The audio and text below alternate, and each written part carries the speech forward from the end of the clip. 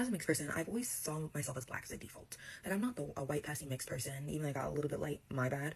But it was always blackness as a default. I only had to kind of say I was biracial and mixed, so people wouldn't assume I was adopted, because we had issues with that when I was a kid. People just thought I was adopted.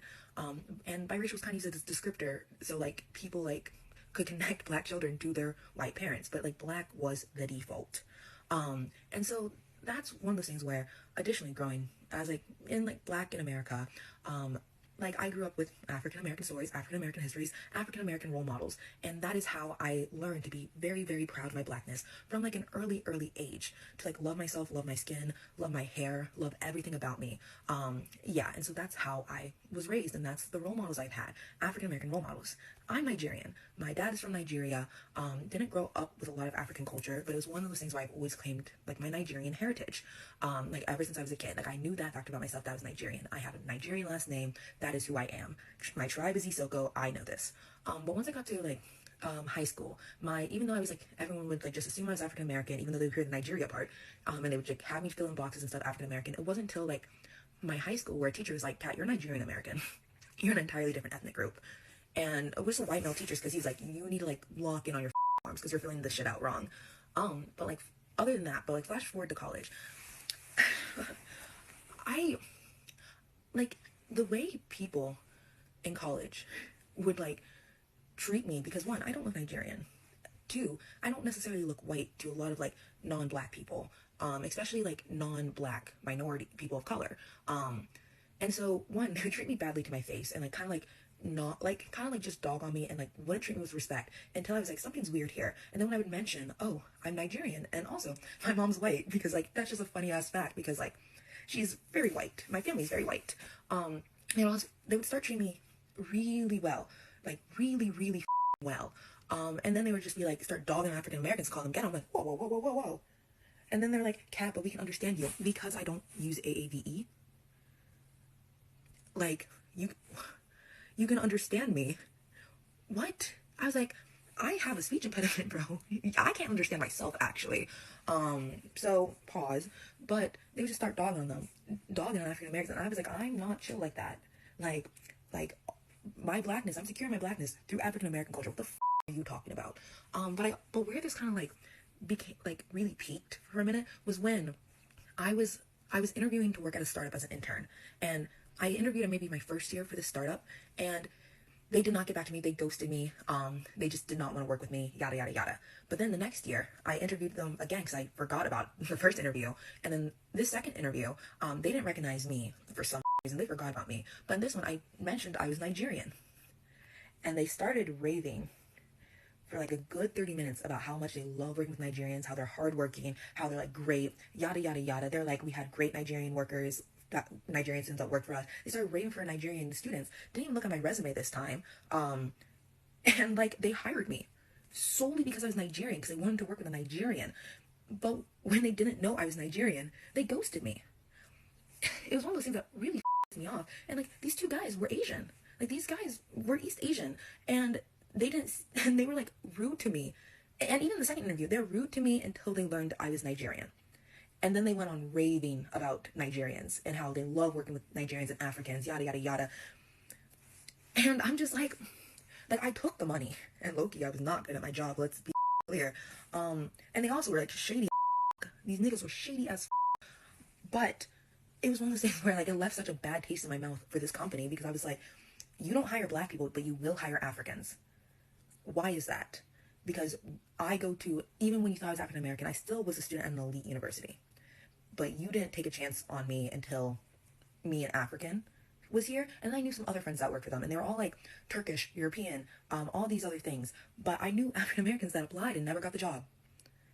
And it's still one of the things I think about at my college, because I still have people that will treat me badly for months, find out I'm Nigerian, or see my Instagram, find out I'm Nigerian, and treat me way better. Or find out I'm half white and be so excited to be around me. But they didn't treat me with respect until they knew that.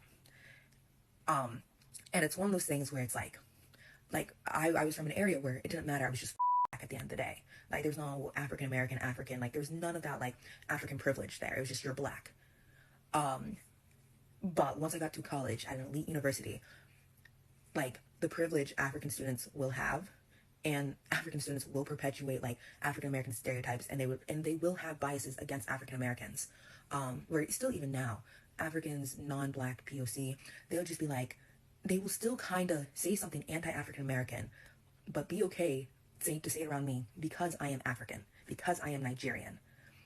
And that pisses me off to no avail, because what do you mean you're creating a caste system here of blackness? Why you are in Chicago?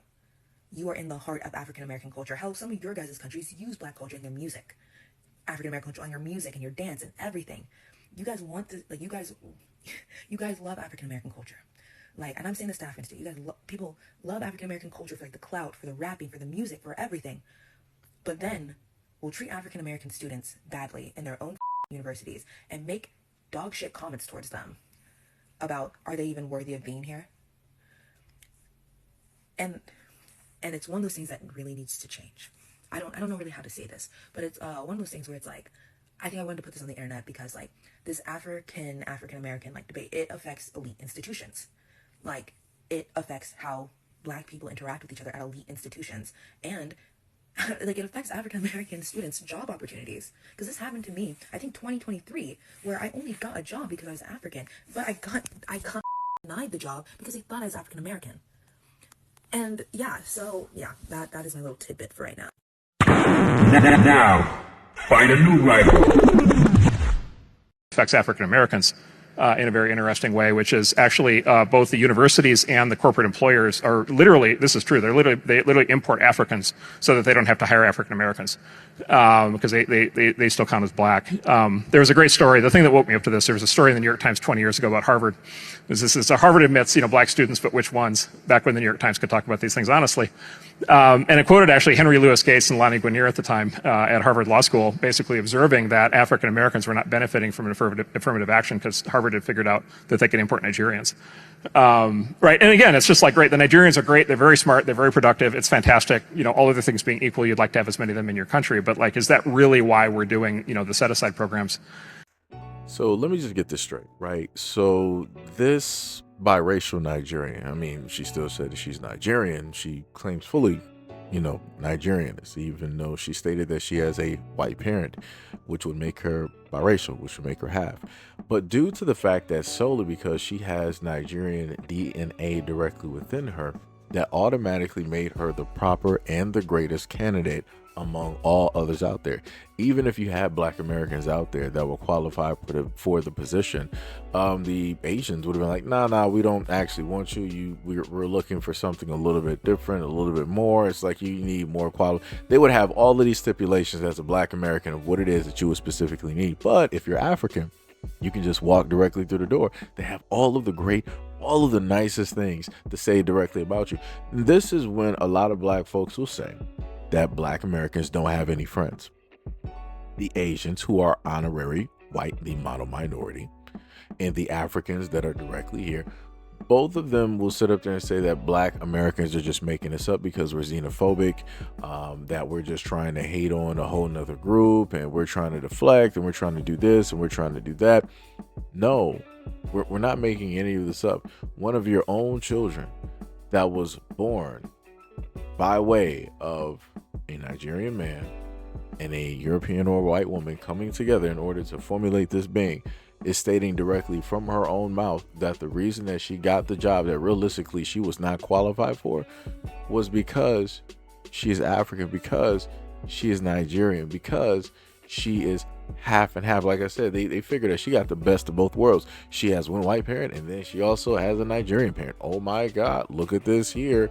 We don't need no black Americans. And then on top of that, you just so happen to see, more than likely probably added it towards the tail end of the video, you have a video in there where you have a white guy speaking honestly about the fact that these companies would rather import and fly in Africans versus hiring black Americans because they automatically count as black.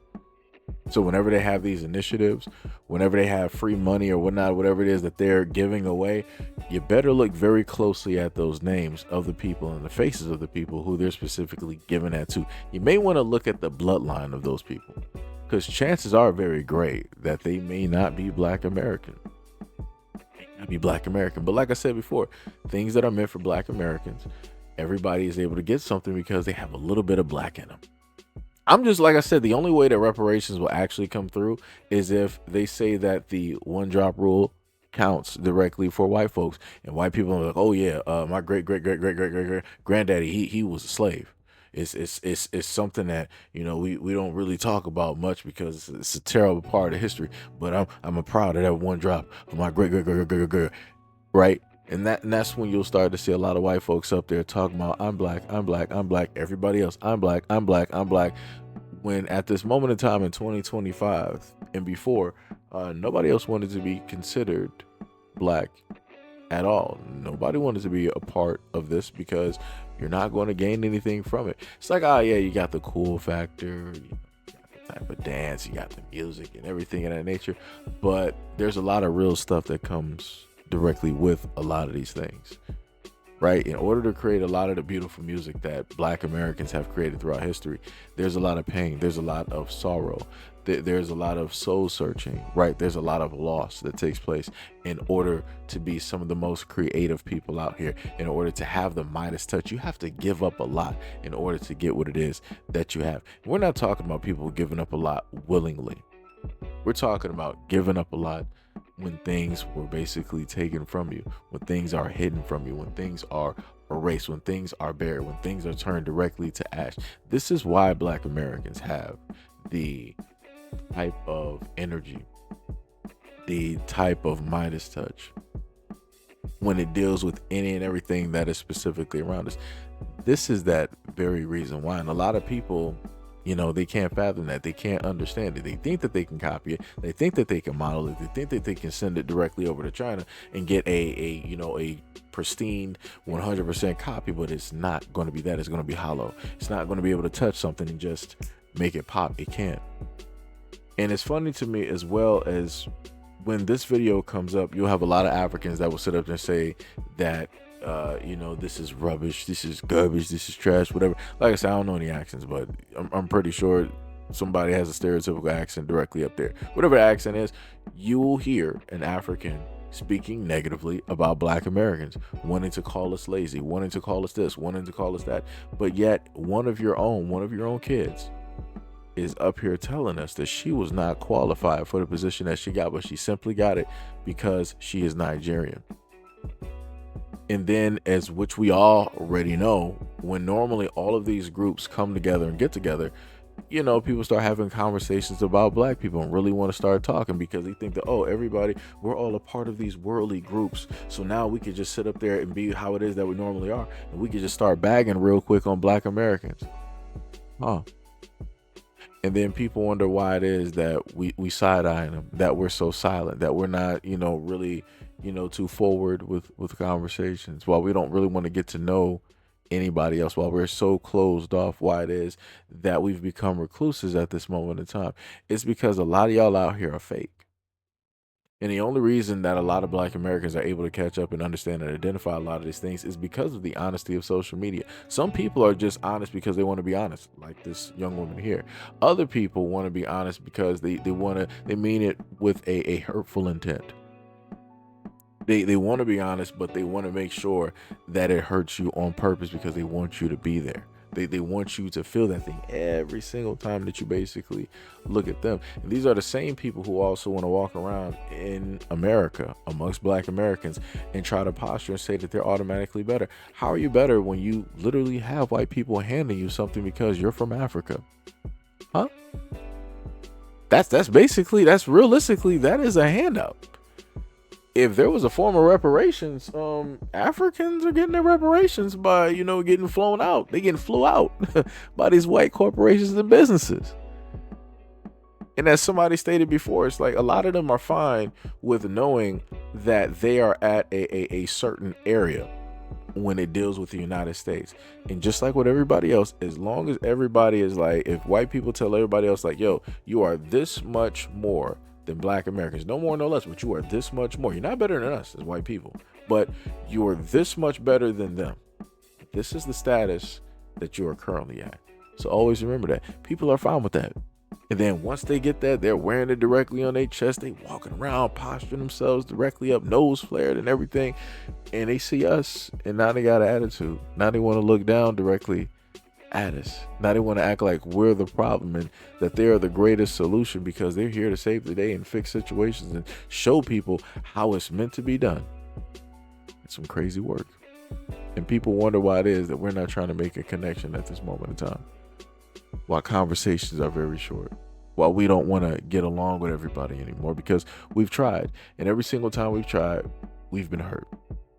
And Black Americans are tired of being hurt by other people that we're looking to as a type of kin, as a type of family, as a part of the ancestors and all of this other type of stuff. So now we're just doing our own thing, right? But anyways, let me know what you guys think about this video and everything that I listed in the comment description below. And as always, peace, love, and stay tuned for the next video.